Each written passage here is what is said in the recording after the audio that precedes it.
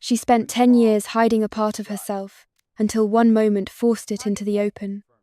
Torn between a promise made in grief and the lives depending on her, she faces a decision no training can prepare you for. This is not just a combat story, it's a powerful journey into identity, trauma, and the cost of becoming who you were meant to be. She was just 22 years old and 5'2", the only person in the room hiding a secret. A faulty rifle had carved it into her skin 12 years ago during what her father promised was just a practice day. Her doctor had not seen it yet, but in 3 minutes he would. The life she built for a decade was about to fall apart in this government office in Norfolk, Virginia. There was nothing she could do. If this has you curious, please watch until the end for the amazing twists. Please subscribe and hit the bell for alerts, and comment with your city so I can see how far this story travels. The waiting room at Norfolk Naval Medical Center had a unique silence. It was the quiet of people who suffered without a word. It was late February, with 41 veterans waiting. 40 of them were men, and one was a woman who had ducked this appointment 4 times. Raven Calloway sat in the 3rd row, her spine rigid.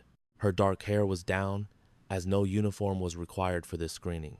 At 22 years old, she was 5'2" and 115 pounds of strict discipline. People often underestimated her, which she used to her advantage. Her blue-gray eyes took in the room, marking exits, reading body language, and measuring the path to the door. She had avoided this physical for 8 long months. She tried every excuse she could think of, from deployment to faking an illness. Anything to avoid a doctor asking her to remove her shirt. Then her name appeared on the screen. Calloway R. She rose without hesitation. Her 11 years of training kicked in. You move without a sound when your name is called, attracting no notice. Room 4C.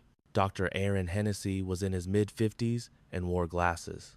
His face was kind, like someone used to giving bad news. He seemed gentle, but not soft. He glanced from his screen to Raven and did a subtle double-take. Petty Officer Calloway, HM1, active. He read aloud. Naval Station Little Creek? Yes, sir.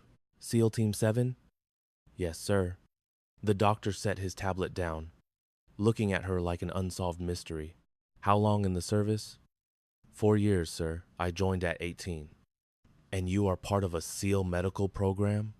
I serve as the team corpsman, sir. You qualified at 22? Yes, sir. He wrote things down.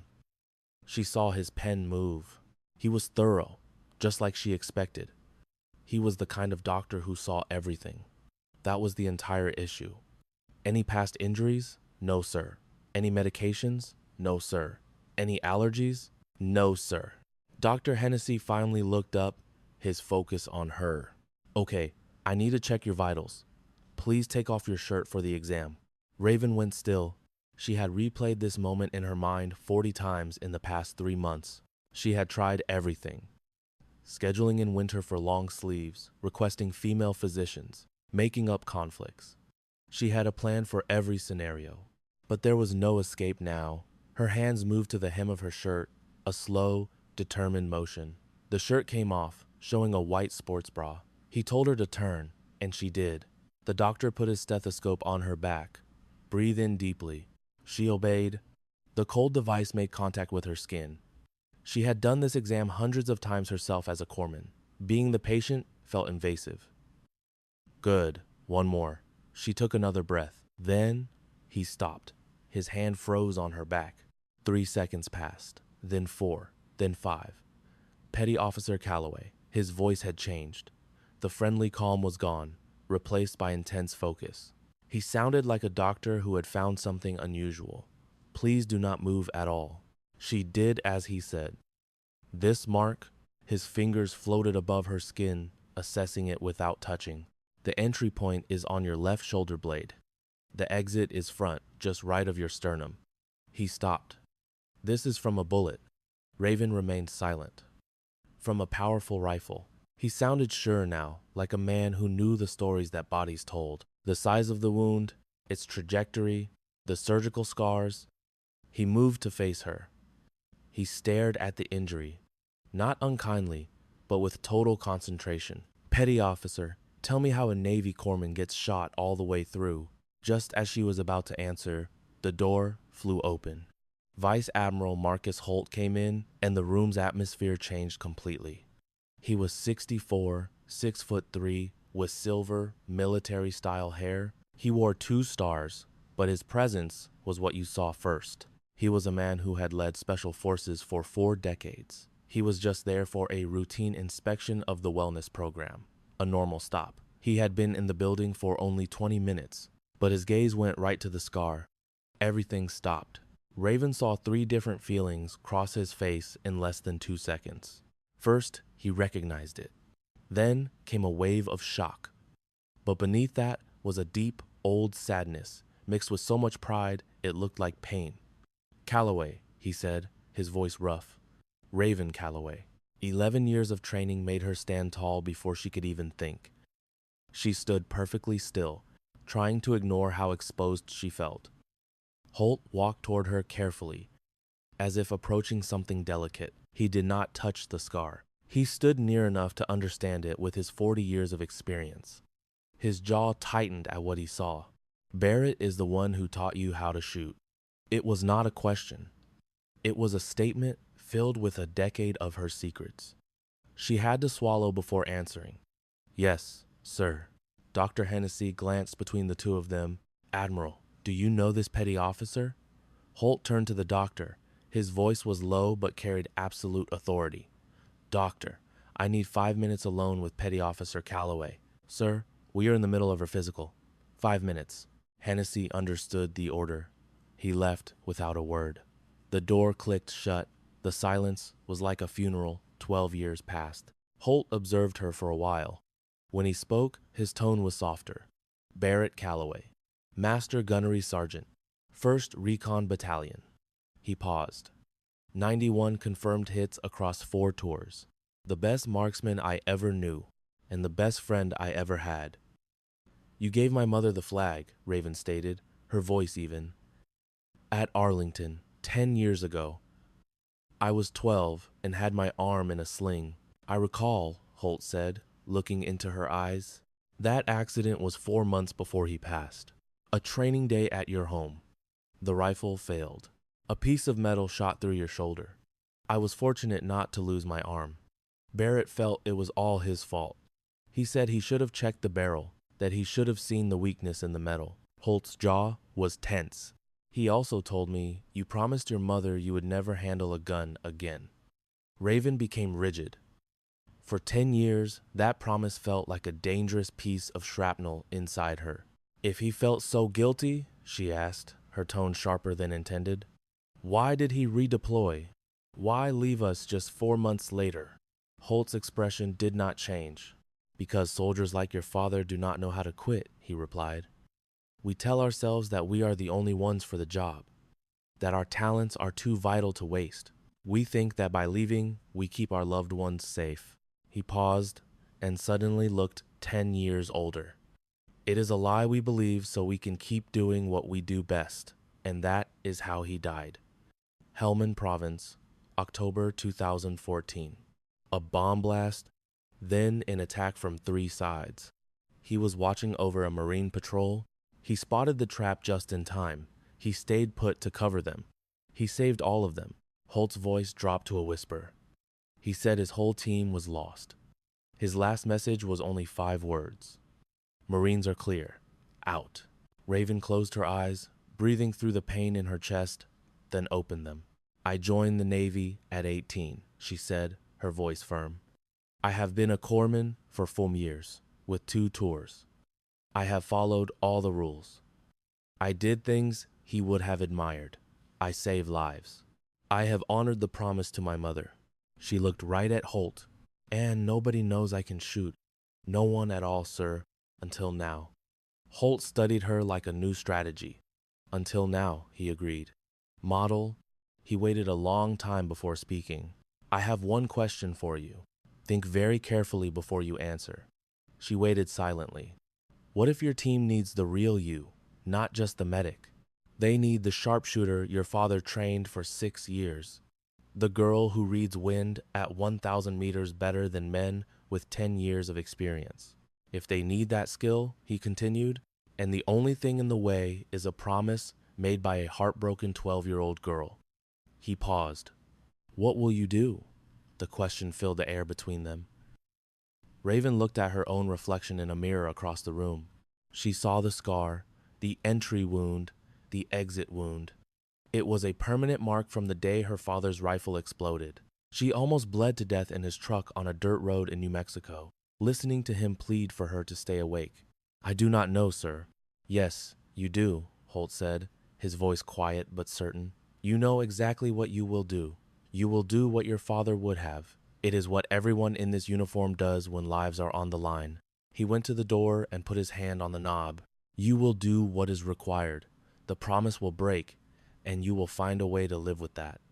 A broken promise is better than letting your teammates die. He turned back for a final look. Your father always said he was not teaching you to kill. He was teaching you to protect. He said one day his little girl would be the only one who could save someone. Holt met her eyes. I think that day is coming soon, Raven. Very soon. When it does, do not hesitate. Your father would not want you to hesitate. Sir, she said, and he stopped at the door. Thank you for coming to his service at Arlington. It meant so much. He was my brother, Holt answered. That makes you family.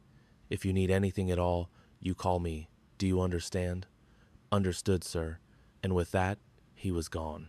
2 minutes later, Hennessy returned, his professional mask back on.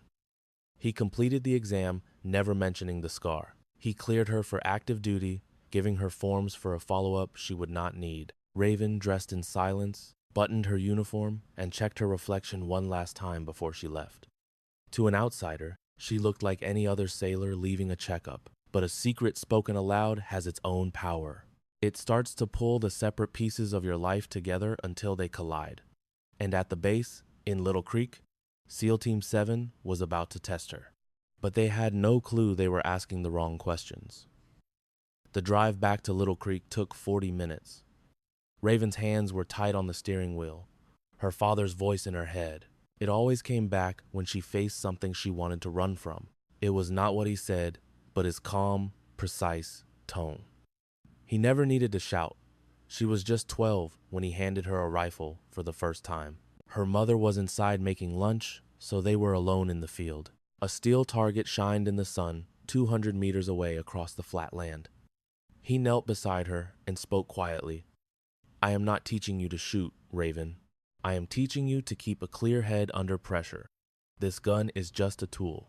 For 6 years, she believed in him without question, but that trust shattered the morning the rifle failed.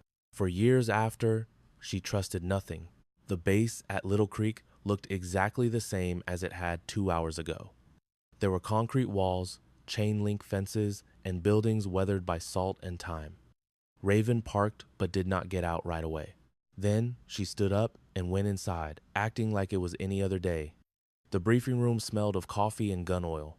Commander Decker Strauss stood at the front when she came in. He was in his mid-40s, and his face held a calm patience.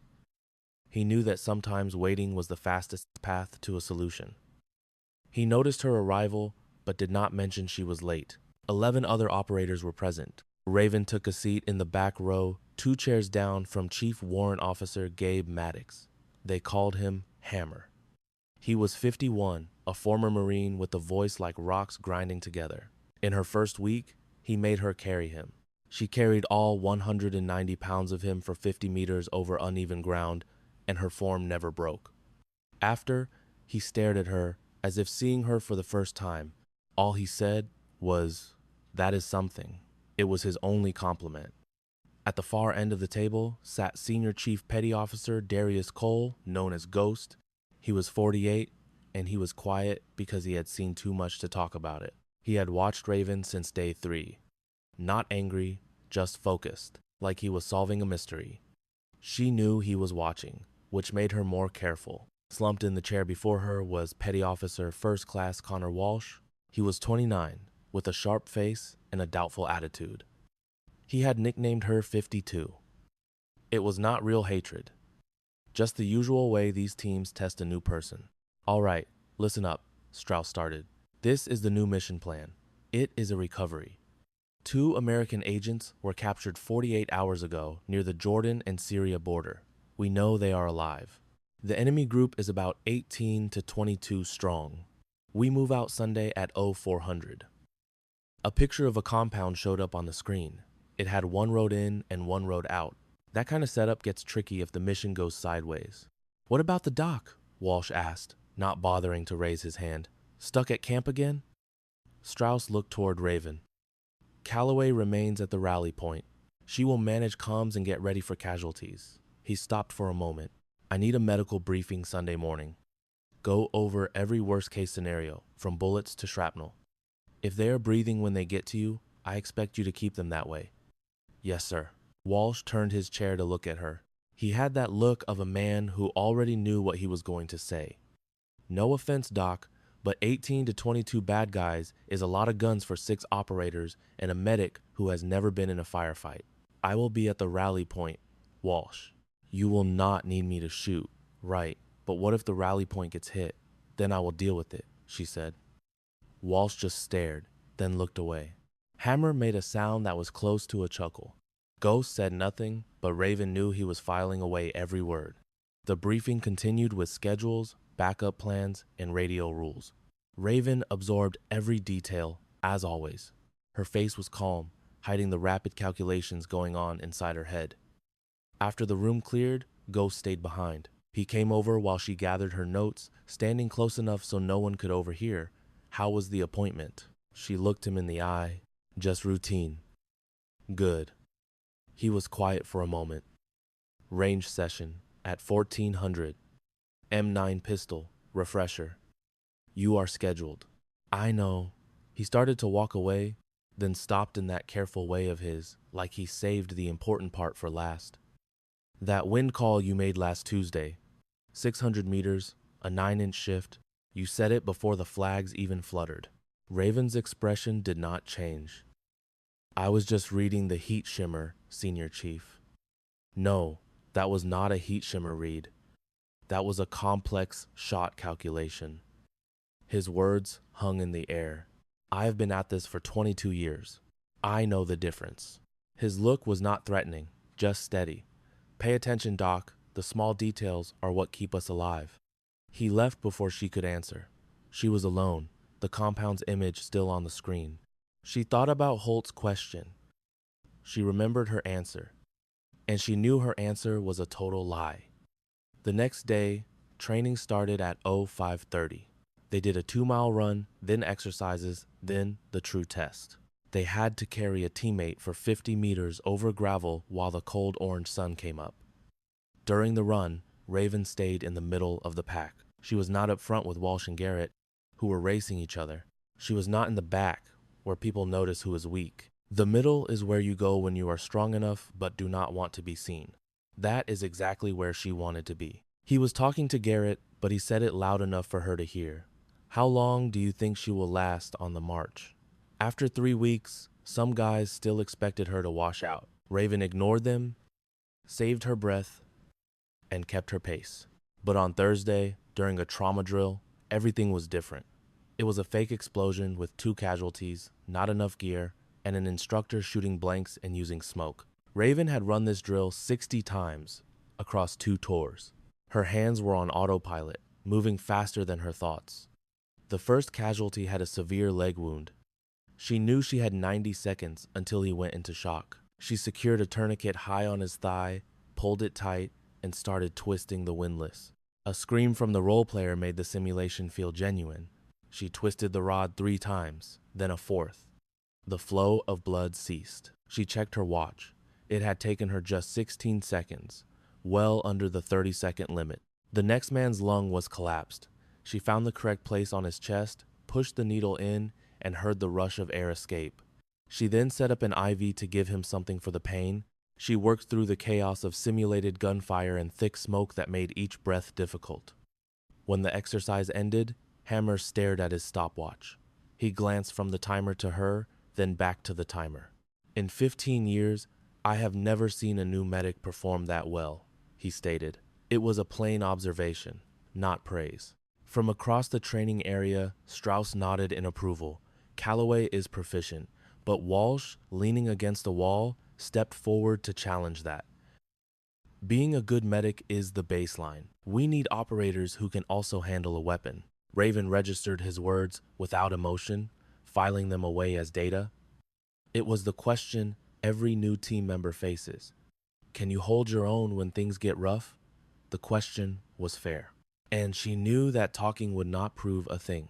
The mission briefing on Friday morning brought new intelligence. Enemy numbers were now between 22 and 28. One was identified as a former Special Forces sniper. Walsh's eyes locked on Raven when Strauss shared that detail. He remained silent. His look said it all. Later, Ghost came upon her in the medbay as she conducted her third gear check of the day. He stopped short, observing how her hands moved with purpose inside the bag. Every bandage, gauze roll, and intravenous kit had a specific spot placed to be found by feel in pitch blackness. You have seen action before, he stated. 2 tours, Senior Chief, she confirmed. I am not talking about checking your inventory, he clarified. I mean, the way you prepare. His gaze followed her fingers. You are arranging this for a moment when you have no light, no time, and no room for error. He paused for a beat. They do not cover that in the schoolhouse. That kind of discipline comes from hard-earned experience. She kept packing her kit. Our convoy was hit by an explosive in Mosul back in 2022. We lost 2 vehicles and had 4 casualties in the dark. From the explosion to the first man dying was just 14 seconds. Her eyes stayed on her work. You learn to place things precisely after that. Ghost said nothing. He then broke the silence. What are your thoughts on the mission plan? She froze and met his eyes. A team lead never asks a medic for tactical input. This was out of the ordinary. An increase to 28 hostiles is a significant change for a 6-person team, she answered. It is, he confirmed, his tone unreadable. I am more concerned about the sniper than the numbers. Stone cannot guarantee a clean shot every time. Ghost became perfectly motionless. Stone is our designated marksman. How did you know his call sign? Raven held his stare. I studied the operation details, Senior Chief. The plan does not name him, but the overwatch position on that ridge at an 800-meter range requires a high-powered rifle. That is definitely not a task for a standard rifleman. Ghost watched her in silence for a few long seconds. Continue to analyze the plans with that level of detail, he said at last. And make sure you have your M9 sidearm with you on Saturday. He turned to leave. Designated safe areas are not always secure. As he walked off, Raven realized that Ghost suspected she was holding something back. He could not know the specifics, but he recognized the pattern. She had a secret that shaped her every action. A man with 22 years of reading people had noticed the signs. On Saturday evening, she sat by herself with her phone, staring at her mother's contact name. She looked at the screen, but did not dial. She replayed Ghost's question in her head, thinking of what she told him and what she left out.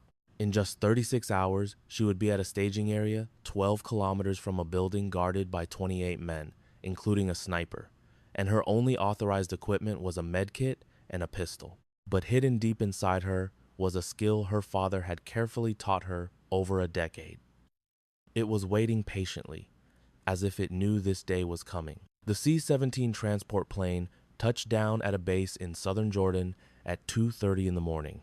A wave of heat flooded the cabin before the loading ramp was even down. This was not a pleasant warmth. It was a punishing heat that seemed to pull the oxygen from the air. Raven emerged with 58 pounds of medical equipment, and the furnace-like air struck her with force. The team operated with the seamless grace of veterans who had performed these tasks countless times. They inspected their equipment, their firearms, and their communication devices. Raven went through her medical kit for the 4th time since their departure, confirming every item was perfectly placed. That precision was everything. Because when you only have 14 seconds in total chaos, your hands have to find the right tool. An update arrived at 4 in the afternoon. Strauss gathered them in the briefing area.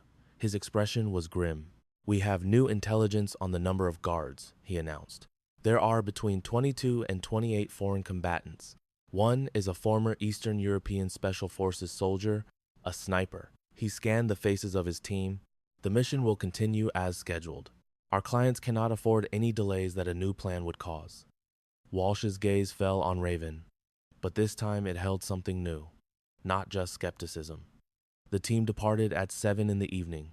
7 operators and 1 medic who was assigned to the staging area. They disappeared into the twilight, leaving Raven with 2 drivers, a radio, and the profound quiet of waiting. At 8:50 in the evening, Petty Officer Eli Drummond lost his footing near a vehicle. Raven's head snapped up before he hit the ground. She had been observing him for the last 40 minutes, unsure why. His gait was unsteady, and a deep flush had been spreading across his face since 6 o'clock. She was at his side in 4 strides, her hands already evaluating him while her brain confirmed the problem. His skin was dangerously hot and completely dry. His face was a dark, blotchy red. His pulse was rapid but faint. "Drummond, get on the ground," she commanded. "I am okay, Doc. Just give me a second. Sit down. Right now," she said again. The command in her tone left no room for argument. She took his temperature and checked his pupils and his alertness. This was heat stroke, far worse than simple fatigue. It was the life-threatening kind, the sort that leads to organ damage and brain injury without immediate treatment. She looked over her shoulder. "Hammer, get over here." Hammer sprinted to her side, recognizing the seriousness in her expression. "What is going on?" "It is heat stroke. His internal temperature is probably over 105. We need to get fluids in him and cool him down immediately." She was already pulling out her medical gear. "Get Commander Strauss on the radio. We must postpone our departure until Drummond is stabilized." Hammer glanced from the sick man back to Raven. "He looked all right just 20 minutes ago." "This condition develops rapidly," she explained. "He is no longer sweating, Chief. That is a critical sign. We have maybe 10 minutes before he starts convulsing." She expertly inserted an 18-gauge needle into his arm. "We have 10 minutes. Get Strauss on the comms now." Hammer rushed to the radio. Walsh came from around the truck holding water bottles, anticipating her need. "Tell me what to do. Soak these cloths. We will replace them every 2 minutes. His body temp needs to come down gradually." She adjusted the flow of the intravenous drip. Pushing fluids too quickly would cause more harm. Walsh knelt beside Drummond and followed her instructions perfectly, without hesitation. That was new. She filed that observation away and focused on her patient. Strauss authorized the delay without question. They had 30 minutes. Drummond would remain at the camp under Raven's care. In 28 minutes, Drummond was conscious and drinking water on his own. The healthy tone was coming back to his skin.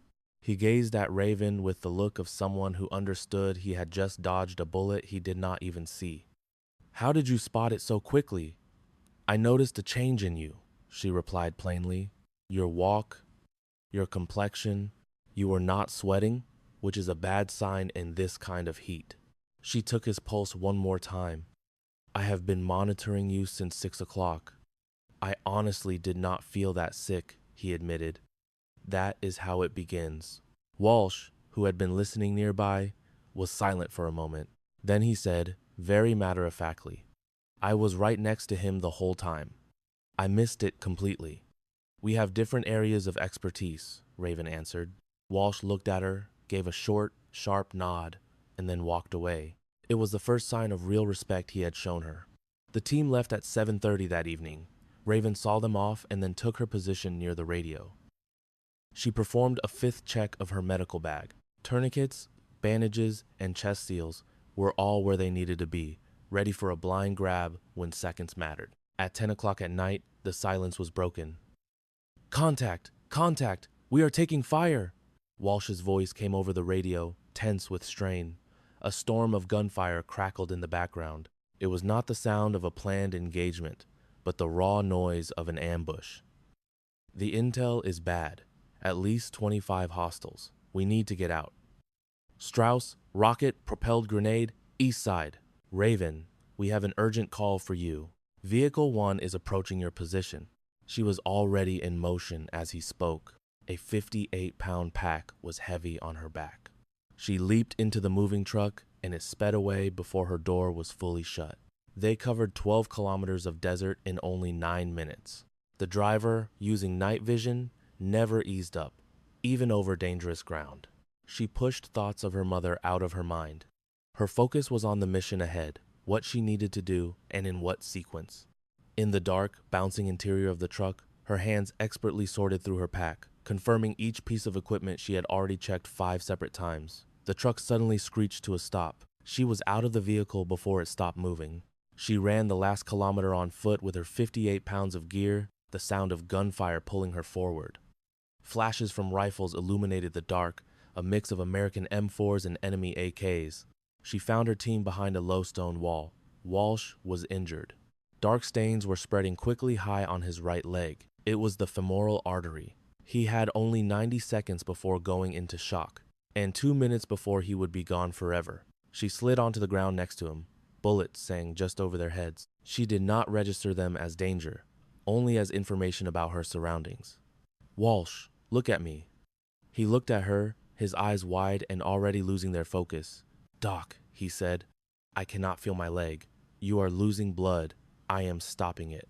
Just keep your eyes on me." She reached for the tourniquet. Her hands worked with a speed born from relentless training that made thinking unnecessary. High on his thigh, she wrapped it once. She pulled the strap through the buckle and took hold of the rod. Then she began to twist. Walsh screamed in agony. She continued to twist. 1 complete turn, then 2, then 3. The bleeding slowed down, then stopped completely. 4 turns. She locked the rod in place. It took 17 seconds. She immediately started an intravenous line. "You are stable now. You are going to live. Pain like this reminds you that you are alive. Now stay with me." Strauss appeared beside her, breathing heavily, his face a mask of sweat and dirt. "We need to move. They are flanking us on the west side. Is he able to walk? No, we will have to carry him. Can you move while we do?" The flash of a rifle came from a rooftop to the north. It was 260 meters away and from a higher elevation. Raven saw the flash a moment before she heard the rifles crack. In that split second, she understood exactly what was happening. It was the sniper from Eastern Europe, the one from the new intelligence reports. He was a former soldier. He had waded through the gunfight, searching for the most valuable target. He had chosen Strauss. The sniper's rifle was perfectly still. He was taking his time.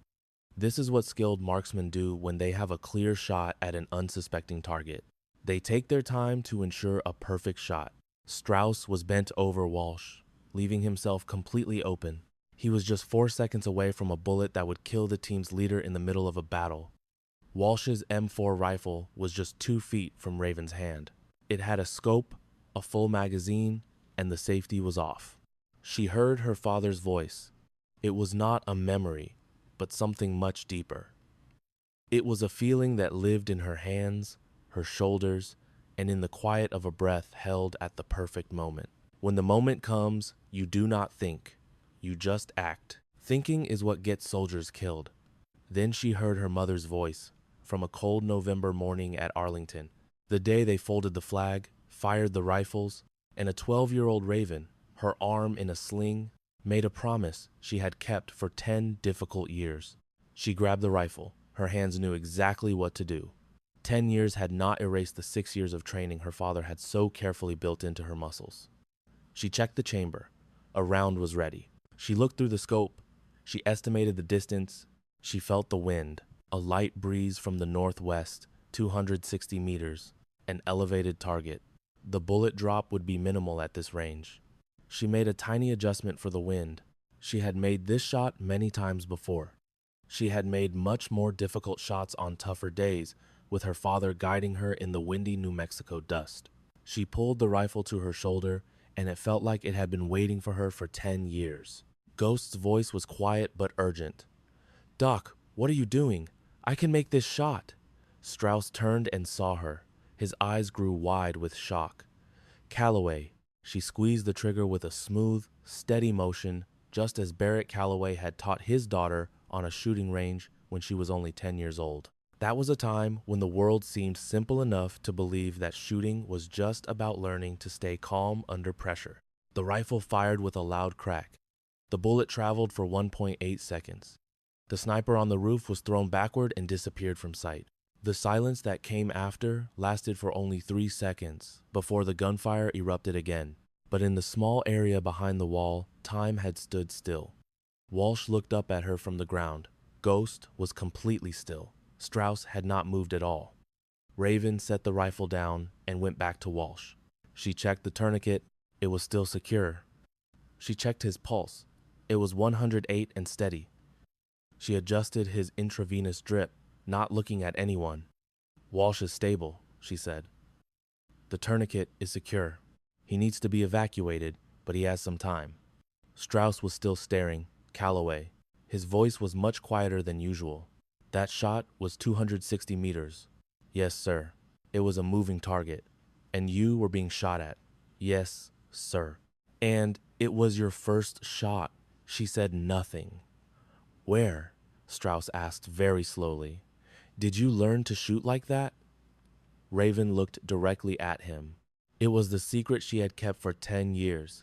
Through 2 tours of duty and every training exercise where she silently calculated wind speeds while pretending to check the flags. Through every mission briefing where she understood the bullet trajectory before anyone else explained it. Through every moment her father's training tried to surface, and she had forced it back down. My father, sir. Your father? Hammer came over from the left, speaking in a whisper. Who is your father, Doc? Just 3 seconds. Master Gunnery Sergeant Barrett Calloway? 1st Recon? Marine Corps Scout Sniper? He had 91 confirmed kills. The name landed among them just as she had known it would. Hammer's face changed from recognition to shock, and then to something like awe, all in just a couple of seconds. He was old enough to have served back then. He knew exactly who Barrett Calloway was. Barrett Calloway, he whispered. The Barrett Calloway. He trained me from when I was 10 until I was 16. Then he was deployed and he never returned. Her voice was emotionless and flat. It had to be that way because the only other option was to break down, and she could not afford to do that. At his funeral, I promised my mother I would never hold a gun again. For 10 years, I did not break that promise. She glanced at Walsh, at the wound she had stabilized, and the tourniquet that saved his life. Today, I did. Strauss thought about this for as long as the fight would allow, which was not long at all. More shooting started from the east. The enemy was attempting to block their escape. Can you do that again? Raven looked him in the eye. Yes, sir. Right now, on the move, to cover our escape. Yes, sir. Then, get that rifle. Strauss turned. Stone Ghost. We will carry Walsh on a stretcher. Calloway, you are with me on rear guard. We are leaving in 30 seconds. Ghost looked at Raven. He looked like a man who had been working on a puzzle for 3 weeks and had just found the last piece. He did not say anything. He simply picked up Walsh's stretcher. They started moving. It was a retreat under fire. They moved backward, quickly and with a lot of noise. Raven and Strauss protected the rear, their rifles raised, watching the darkness. At 170 meters, a squad of 8 men came out of the ruins to the east, trying to cut them off. It was a classic flanking maneuver, executed by experienced soldiers. Raven saw them first. Contact on the right, 8 enemies, 170 meters. She started shooting in controlled bursts, just as her father taught her, until it was second nature. The first enemy fell, then the second, and then a third. It took 4 seconds. The other 5 ran for cover. Their way out was now clear. Strauss looked over at her as they ran. He did not speak. There was nothing he could say that her actions had not already made clear. They reached the vehicles. Walsh was loaded in. The medical helicopter was on its way. They had 9 minutes. 9 minutes to hold their ground with 1 man wounded. 2 contractors were still missing because the mission had gone wrong. And a 22-year-old medic was holding a rifle she had promised on her father's grave she would never touch again. From inside the truck, Walsh reached out and took her wrist. His grip was not strong, but his eyes were clear. Doc, you are stable, Walsh. Just be still. I know. He looked directly into her eyes. I'm sorry I called you 52. Raven just stared at him for a moment. Get some rest. You have lost a lot of blood. I really mean it. I know you do. She checked his tourniquet one final time. Rest now. The helicopter landed with a thud, throwing up a cloud of dust that blinded everyone. The crew chief gave them a thumbs-up signal. The helicopter with Walsh inside rose into the night sky. It vanished into the darkness before the dust from its landing had a chance to settle. After the battle, the team sat in a deep silence. It was the kind of quiet that follows a rush of adrenaline when the full weight of what just happened begins to sink in. Raven rested the rifle on her lap, her hands completely steady, hearing her father's calm voice in her mind, the way it had always been. Ghost approached and settled nearby, keeping a considerate space between them. His gaze shifted to the rooftop that once held the enemy sniper. He then looked at Raven. "Your first combat shot," he said quietly. 260 meters. A moving target. You were under fire. And you took him down with one bullet. "Yes, Senior Chief. I saw him clearly." Ghost's voice was flat, just stating what happened. "My finger was on the trigger right when you fired." He paused. "I knew your father. We met once in Pendleton, back in 2013, during a training exercise. In my 22 years, he was the best natural shot I had ever seen." He paused again. He talked about his daughter. "Said you had the steadiest hands for a kid he had ever witnessed. He told me you understood the calculations faster than men with 10 years of service." He stopped again. "He was so proud of you." A tightness grew in Raven's chest, a feeling she had to push down right then. "He told me you picked a different path," Ghost continued, "that you chose to heal people, not fight them. He said he got it. He told me he prayed that choice would keep you out of harm's way. It had not. It did not keep him safe, either," Raven said. Ghost nodded slowly. He did not rush to offer empty words. "Just let the truth sit there. Your father would have approved of what you did tonight," he told her. "More than approved. He would have demanded it. You did exactly what he taught you. You protected your team." Raven looked down at the weapon in her lap. Her father first gave it to her when she was 10, telling her it was all about staying calm when things got hard. This rifle was the part of her life she promised to forget. For 10 years, she fought to keep that promise. And tonight, this same rifle saved Strauss's life, with blood still fresh on the ground. "I know," she whispered. And she did. That was the truth that would be the hardest to live with. The broken vow was not the worst part. The shot itself was not the worst part. The hardest thing was how, when she took the rifle, something dormant inside her for 10 years stirred to life. Beneath the regret and the gravity of her choice, she felt an unexpected feeling of belonging. Later, in the main tent at 0130, the team gathered for the debriefing. No one sat down. Strauss was at the front, leaning forward with his arms folded, his typical way of turning chaos into data. The team stood around him, exhausted and caked in dirt, but the adrenaline from the fight still coursed through them, keeping them on edge for hours. The body still refused to believe the danger was over. Raven stayed near the back of the tent. The rifle was put away with Walsh's gear. She had washed her hands. Her face revealed nothing. "Walsh is in a German hospital," Strauss said. "They are operating on his leg. The doctors say he will recover completely. He will return to the team in about 8 to 10 weeks. His eyes found Raven. While under fire, Calloway secured a tourniquet in 17 seconds. Her action saved Walsh's life. He let that sink in. Then, she neutralized a professional sniper from 260 meters away before he could get a shot at me. He waited another moment. During our departure, she provided cover and took down 3 more hostiles. A heavy silence filled the tent. Hammer broke it. "Doc, how many times have you fired a weapon in combat before this?" "Never," Raven answered. The team was frozen. "So, let me get this straight," Hammer said carefully. "Your first firefight, you shoot a moving target at 260 meters while people are shooting at you?" "Yes, Chief." "And you got him on the first try?" "Yes, Chief." Garrett, who had ignored Raven for weeks, came off the wall and stared. All the doubt had vanished from his expression. "Who taught you to shoot like that?" "My dad did, from when I was 10 to 16, at a private range near Taos, New Mexico." "What did he do in the service?" "He was a Marine Corps scout sniper. First recon. Did 4 tours." Garrett took that in with a slow nod. but said no more. Strauss looked around at his men. Calloway, I have a question for you. I want a direct answer, no thinking about it. Sir, can you do what you did tonight again, consistently, in the same conditions or worse? Raven met his gaze without flinching. Yes, sir. Her response was immediate and certain. Strauss uncrossed his arms. All right, then we have to figure out this team's new operational structure. He looked over to Ghost. Senior Chief, what is your take on this? Ghost had been silent on the sidelines the whole time, watching Raven with the concentration of someone putting the final piece of a puzzle into place.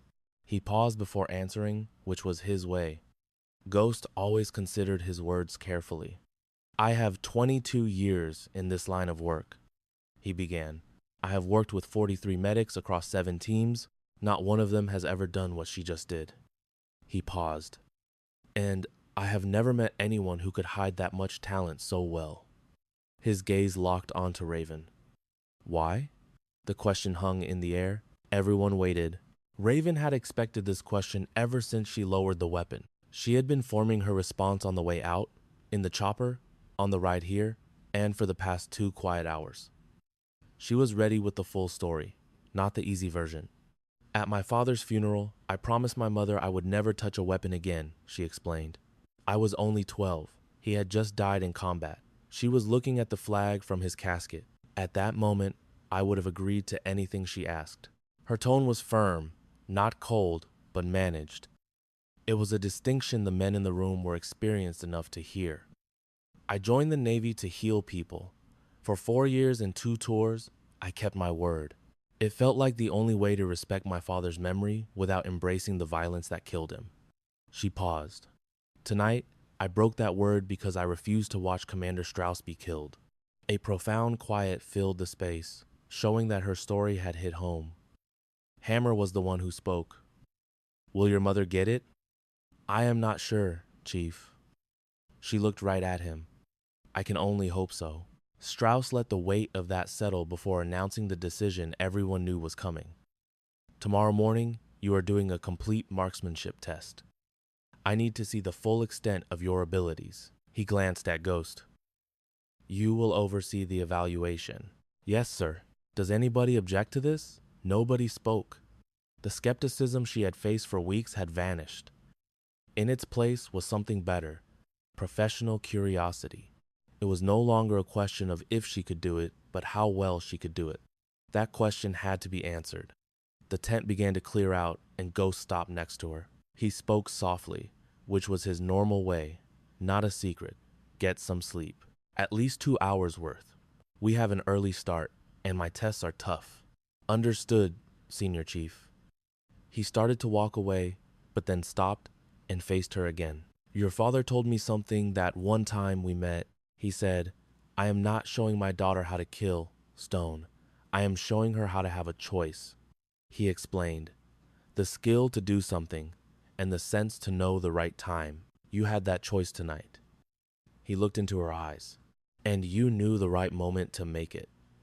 That is the hardest part. The shooting part is just mechanics. And with that, he left. Raven was alone in the empty tent for a moment, listening to the deep quiet of the desert. It was the special silence of 2 in the morning, after the storm has passed but before the new day starts. She pulled out her phone and stared at her mother's contact, then slid it away. It was not time yet. She had to figure out what to say. So, she dialed Holt. He answered right away, so she knew he was awake.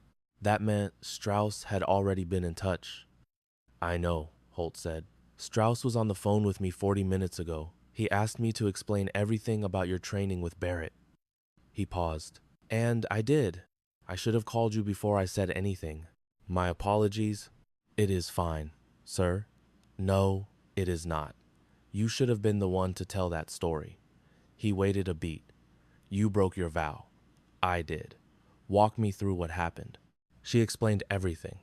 Applying the tourniquet to Walsh, the sniper on the roof, making the shot, the retreat, and the 3 enemies on the east flank. When she finished, Holt said nothing for a long time.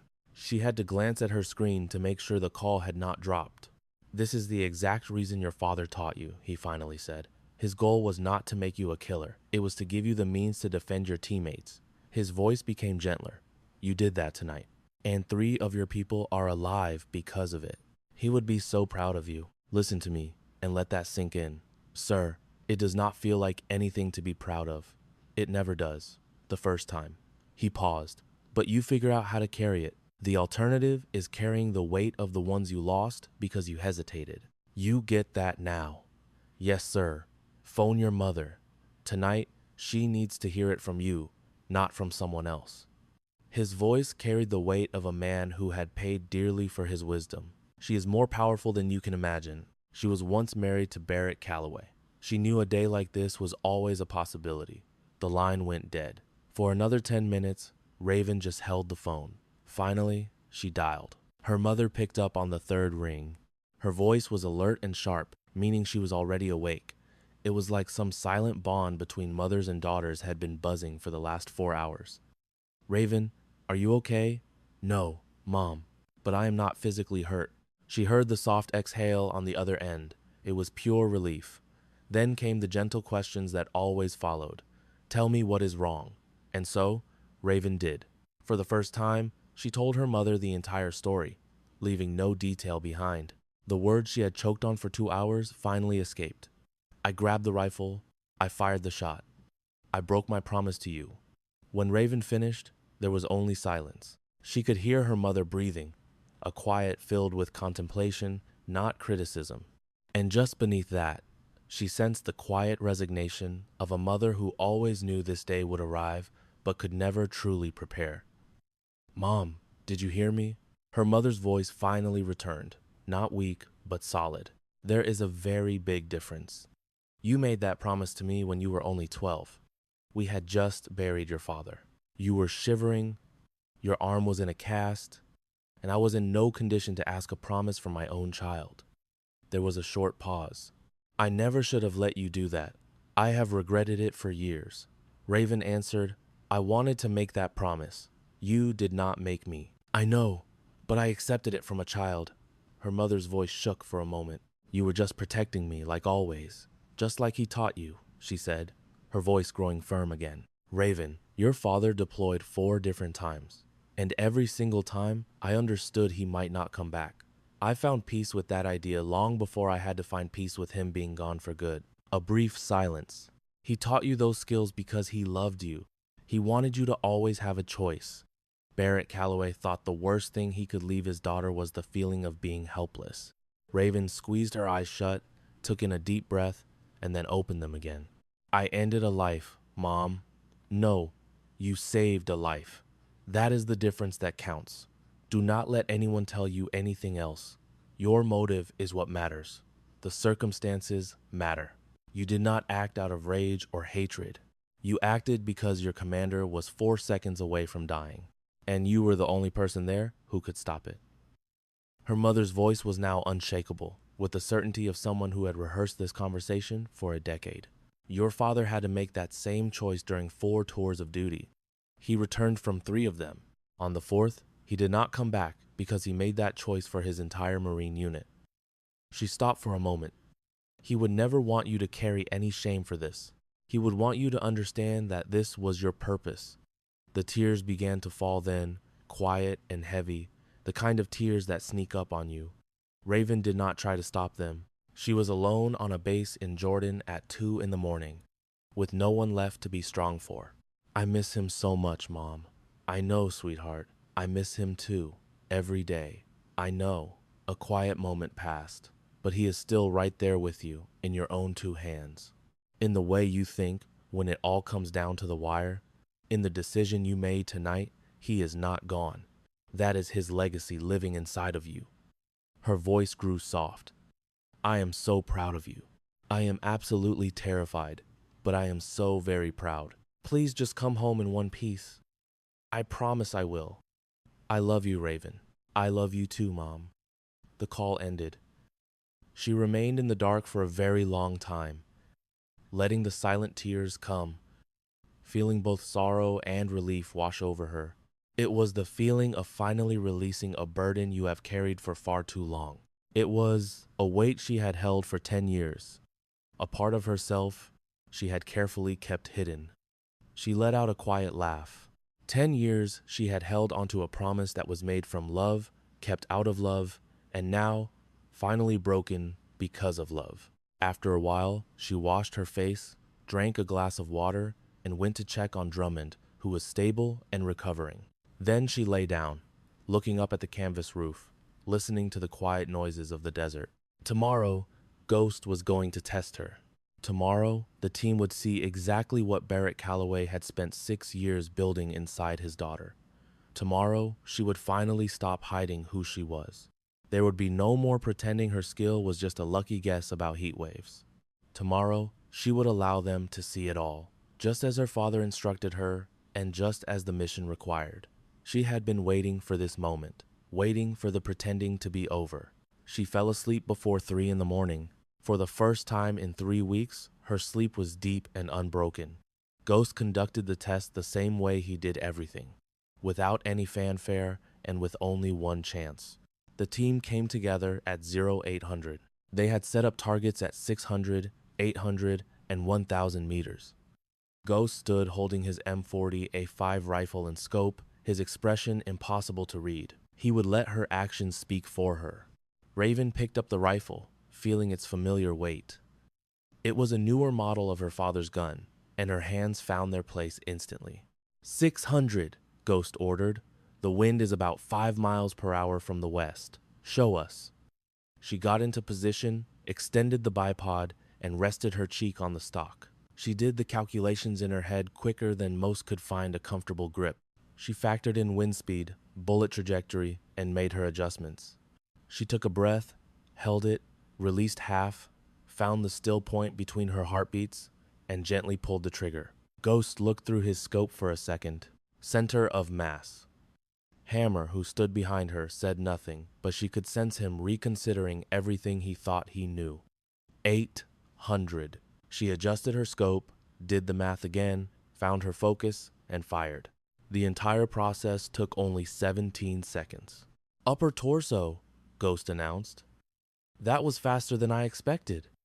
800 meters is a comfortable range, Raven said calmly. Garrett made a sound that was close to a chuckle, and nobody tried to silence him. 1,000, Ghost said. Do not rush this one. She took her time. At 1,000 meters, simple talent is not enough. This is where her father had shown her a secret that was not in any training book. It was the art of reading the air itself, of sensing the distance between herself and the target as a living, breathing thing. She watched the shimmering heat waves, felt the wind at various points, calculated the curve of the bullet, adjusted her aim, became completely still, and fired. 2 very long seconds passed. Ghost remained silent for 5 more, then finally spoke, dead center. Behind her, Hammer released a long, slow breath. It was the sound of a man witnessing something he did not think was possible. Strauss walked forward, his voice calm, but his eyes were wide. Calloway, I want the truth. What is your absolute maximum effective range? 1,400 meters, sir. I have made that shot many times under the right conditions. Strauss glanced at Ghost. Ghost just stared at the far-off target. When he finally looked back at the group, he had the most stunned expression she had ever seen on him. Most of our best soldiers peak between 900 and 1,100, Ghost said. 1,400 is far beyond our standard requirements. He paused. The fact that she can hit a 1,000-meter target with a new rifle in an unfamiliar place, he said, his voice trailing off. That is not just good shooting. That is the kind of talent you see once in a generation. My father was a very good instructor, Raven said softly. Your father was incredible, Ghost corrected her. But even the best instructor can only achieve that if the student has something that cannot be taught. He looked directly into her eyes. You have it. You have had it all this time. You have been hiding it from us for 10 years. His words were not an accusation, but a simple statement of fact that resonated deep within her. Strauss then turned to the team. Well, this is our new situation. We now have a medic who is also a world-class sniper. We have a need for both of her skill sets, and we are not going to let them go to waste. He looked at each member of the group. Let me see a show of hands. Who here wants Calloway to serve as both our medic and our sniper? Every single hand in the group went up without hesitation. Right at that moment, Walsh called in from his hospital bed in Germany. His voice was frail, but easy to hear. She saved my life, and she shoots better than any of us. Of course. Yes, of course. Raven looked down at her feet, taking in a slow, deep breath. Then the matter is decided, Strauss declared. Calloway, starting right now, you have two official roles. You will be our combat medic and our secondary designated marksman. Ghost remains the primary. You will provide medical care and sniper fire when the situation calls for it. We will adapt our strategies to make use of both of your talents. He took a breath. You will require more training. Moving targets, night operations, long-distance variables. Ghost will be in charge of that. Yes, sir. There is one more thing. Strauss's tone softened and became more personal. Your father did an amazing job training you. I am sorry you had to break a promise to finally use his gift, but I am extremely glad that you did. This entire team is glad you did. She could only nod in response, not sure if she could speak. The rest of the team began to disperse. Ghost stayed behind. He waited until it was just the two of them. Tomorrow, we begin your advanced training. We will practice on moving targets, shooting in low light, and advanced environmental factors.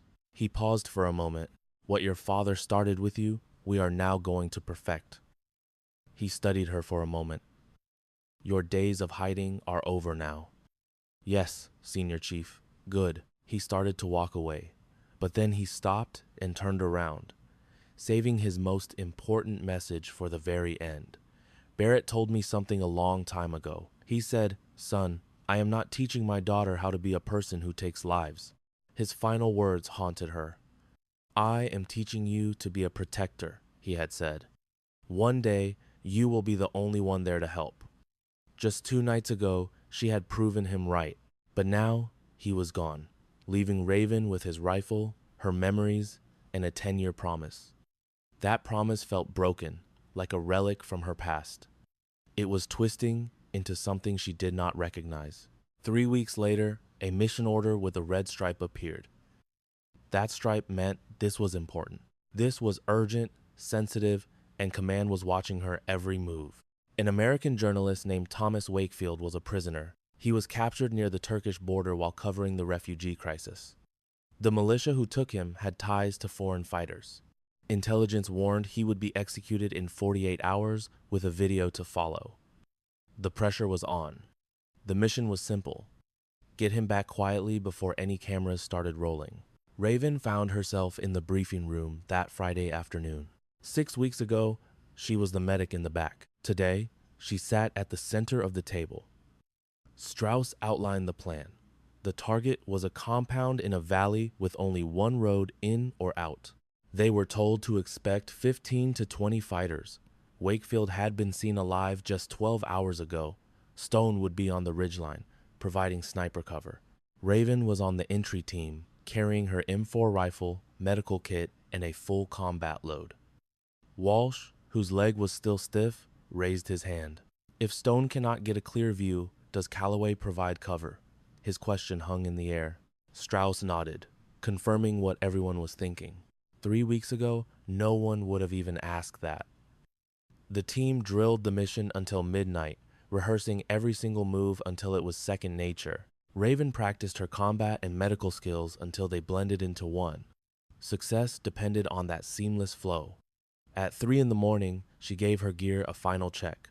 Her medical pack weighed 40 pounds. Her M4 rifle had 4 extra magazines. With her M9 pistol and armor, she carried 105 pounds. It was a familiar weight, a burden she had carried before and would carry again. The helicopter flew in low and fast before sunrise. It touched down in a dry riverbed 2 kilometers from the target and lifted off before the dust settled. Stone moved out to find his sniper position. The team pushed toward the compound. 6 operators and 1 medic. No one questioned her place on the team anymore. After 40 minutes of moving in complete silence, Stone's voice crackled over the radio. I am in position. I see the target. He paused. Wait, I am seeing far more heat signatures. I count 35 to 40 people. Strauss's jaw tightened. Confirm that number. Confirmed, Stone said. Looks like several vehicles arrived overnight. The intelligence was wrong. It was dangerously wrong. Facing more than double the fighters changed everything. A single mistake would be their last. But Strauss made his choice in a heartbeat. We are proceeding. If we turn back now, Wakefield is a dead man, he told them. Expect a harder fight. Stone, eliminate anyone threatening our exit first. Entry team, be fast, get the target, and get out. They stacked up on the door. Beckett placed the explosive charge, followed by Hammer and Strauss, with Raven fourth in the line. Garrett and Dixon brought up the rear. The charge was set. On a silent count, the door blew apart. The team flowed inside. The first room was clear. In the second, two men reached for weapons but were taken down by Hammer and Beckett. In the third room, they found Wakefield tied to a chair, his face bruised and his shirt stained with blood. Raven moved to him immediately, doing a quick assessment. He had broken ribs and facial injuries. He was weak, but he could walk. Can you walk? She asked. He nodded. I think so. Hold on to my arm and stay close. At that moment, a rocket-propelled grenade slammed into the east wall, and the world exploded. The blast threw Raven against the wall, blurring her vision. As the ringing in her ears faded, she quickly checked for injuries. Her limbs were fine, no serious bleeding. Wakefield was on the floor but not hurt. She helped him up. Then she saw Drummond was down, with shrapnel in his leg and hip. A bright red spray meant a damaged artery. Her hands were already moving. She pulled a tourniquet and secured it high on his thigh. She tightened the rod, twisting it once, twice, 3 times. Drummond's face contorted in pain. She gave it one last turn, and the bleeding stopped. It took her only 15 seconds, faster than she had ever done it before.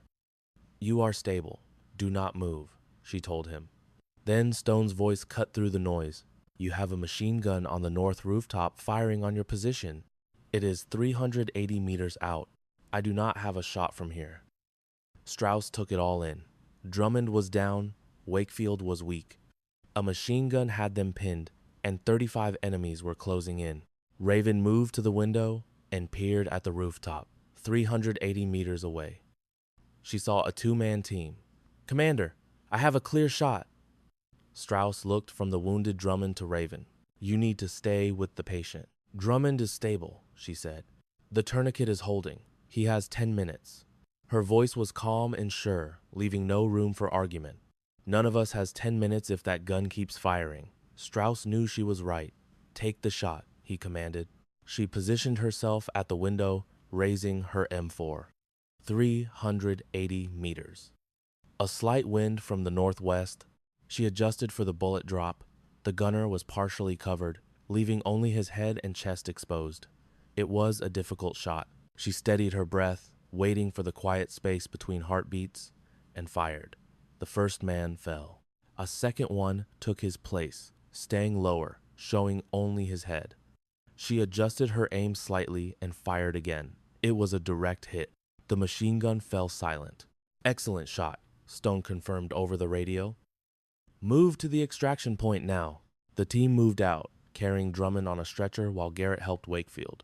Raven and Strauss covered their retreat. Then Stone's voice came again, strained with pain. I have been hit. Right shoulder. I cannot use my rifle. You have lost your overwatch. Raven scanned with her scope. An 8-man squad was closing in fast, just 200 meters away. Commander, I can hold them off. Buy you some time to get to the landing zone. No, Strauss answered. We need you with the wounded. Drummond is stable, she insisted. Wakefield does not need a medic, but we will all be dead in 4 minutes when that squad gets here. She looked him in the eye. Give me 90 seconds. It will get you 10 minutes. Strauss hated the idea, but he had no choice. 90 seconds, then you fall back. That is an order. Yes, sir. She ran to a defensive position with a clear line of sight. 8 targets, now at 180 meters. She aimed at the leader and fired twice. He dropped. The squad scattered, returning fire with skill. She moved 20 meters to a new angle and kept shooting, her actions calm and precise, just as her father had taught her on a range filled with steel targets. 30 seconds in, 2 more enemies were down. At 45 seconds, 3 more popped up on her left. She shifted and took them out. At 60 seconds, the last 3 went down. At 75 seconds, a man stood with a rocket launcher just as the rescue helicopter roared into view, its blades chopping the air. If he fired that rocket, it would all be over. Everyone on the helicopter and everyone on the ground would be lost. She calculated the shot in a fraction of a second. The wind, the distance, the man raising the launcher 240 meters away. She fired a single shot. He fell, and the weapon dropped harmlessly to the ground. Her 90 seconds were up. "Run, Calloway, run!" Strauss yelled. She sprinted from cover, hauling all 105 pounds of gear across 150 meters of open ground. Bullets kicked up dirt around her. Hammer was at the helicopter door. "Come on, Hawk, move." 50 meters, then 25. He grabbed her arm and pulled her inside as the helicopter lifted into the sky. The helicopter banked hard, finally carrying them away from danger. Inside, silence fell over the team. Nobody said a word on the long flight home. Wakefield, wrapped in a blanket, leaned against the wall and just stared at Raven. He was alive because of a 22-year-old woman he barely knew, and he realized he could never properly thank her. But she was not looking for thanks. Her only concern was that Drummond's tourniquet would hold, and it did. All that mattered was that the helicopter kept flying, and it did. 2 weeks later, Vice Admiral Marcus Holt made a surprise visit to their base. He stood before her entire team and presented Raven Calloway with a unique patch for her incredible bravery. A red cross was stitched over the Navy trident. Nothing like it had ever existed in the history of naval special warfare. It was official recognition of her being both a combat medic and a sharpshooter. Holt carefully attached the patch to her uniform. He then stepped back, looking like a man who had just settled a debt 10 years in the making. He said, "Barrett gave you 2 distinct skills, Petty Officer Calloway. One, to heal people, and one, to fight. Use them both," he ordered, pausing for a moment. "That is a direct order from me." She replied, "Yes, sir." She stood perfectly still in front of her squad, feeling the weight of the new patch and what it meant. For the first time, she let a feeling of pride wash over her instead of pushing it away. Walsh began to clap. Then Hammer and Garrett joined in, and soon the whole room was applauding. As the sound of clapping filled the room, Raven looked straight ahead, her posture perfect. In her mind, she could finally hear her father's voice, speaking words she had not understood for a decade. "Raven, I am not teaching you how to kill. I am teaching you how to protect. One day, someone will need you to protect them, and you will be the only person there who can." In that moment, she finally understood what he truly meant. It was never just about the mechanics of the shot, the wind, or the pause between heartbeats. That was only the technical part. He was teaching her a lesson that was much older and more profound than any skill. He had taught her that protection is something you do, not something you just hope for. That true love, the kind that requires a sacrifice, can sometimes look like a bandage, and other times, it can look like a bullet. She understood that both of those actions demanded the exact same thing from a person. You need the will to act when the time comes, the wisdom to know when that time is, and the bravery to accept that the moment will certainly arrive. She was Raven Calloway, 22 years old. She was the daughter of Master Gunnery Sergeant Barrett Calloway. She was a hospital corpsman, first class, a combat medic, and a designated marksman. For 10 years, she mistakenly thought she had to choose between the 2 sides of herself her father had created. She had been wrong all along. The true answer was to use both of her hands. That had always been the only way, and from that day forward, she decided she would use them both.